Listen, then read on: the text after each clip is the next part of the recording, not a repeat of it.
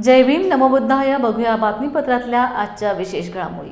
कोल्हापूर जिल्ह्यातील कागल करवीर 2 तालुक्यांना जोडण्यासाठी दूधगंगा नदीवरील बाचणी वडशिवाले दरम्यान उभारत असलेल्या नवीन पुलाचे काम गेली 4 वर्षांपासून रखडले आहेत। या पुलाला तात्काळ वाहतुकीसाठी खुले करावे अशी मागणी शिवसेना ठाकरे गटाच्या वतीने सार्वजनिक बांधकाम विभागाला दिली आहे।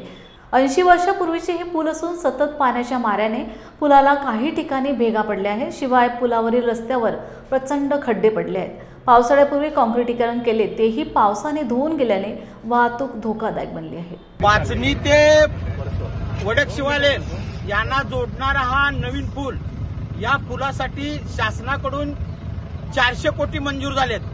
गेले 3-4 वर्ष या पुलाचं काम अर्धवट आहे। हा पूल कधी पूर्ण होणार अशी इथल्या जनतेची आणि शिवसैनिकांची मागणी आहे। त्याचबरोबर या बाचणीमध्ये अनेक गावचा बाजार सोमवारी भरला जातो। अनेक गावचे या ठिकाणी शेतकरी भाजीपाला विकण्यासाठी येत असणार आणि त्यासाठी येणार असलं तर पहिल्या पावसामध्येच या बाचणीच्या बंधाऱ्यावरून पाणी गेलं आणि या बाचणीच्या बंधाऱ्यावर जे बांधकाम केलेलं होतं कॉन्क्रीट टाकून अतिशय निकृष्ट दर्जाचं होतं, पहिल्या पावसातच ते वाहून गेलं।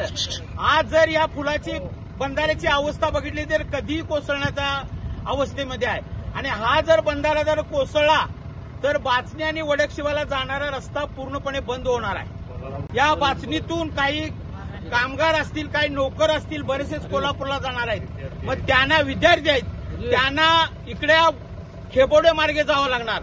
आमची पीडब्ल्यूच्या अधिकाऱ्यांच्याकडे मागणीचं आम्ही ह्या निवेदन देतोय, लवकरात लवकर या नवीन पुलाचं बांधकाम चालू करावं, हा बंधारा दुरुस्त करावा। न केल्यास शिवसेनेच्या वतीनं या प्रश्नासाठी आम्ही तीव्र आंदोलन केल्याशिवाय राहणार नाही।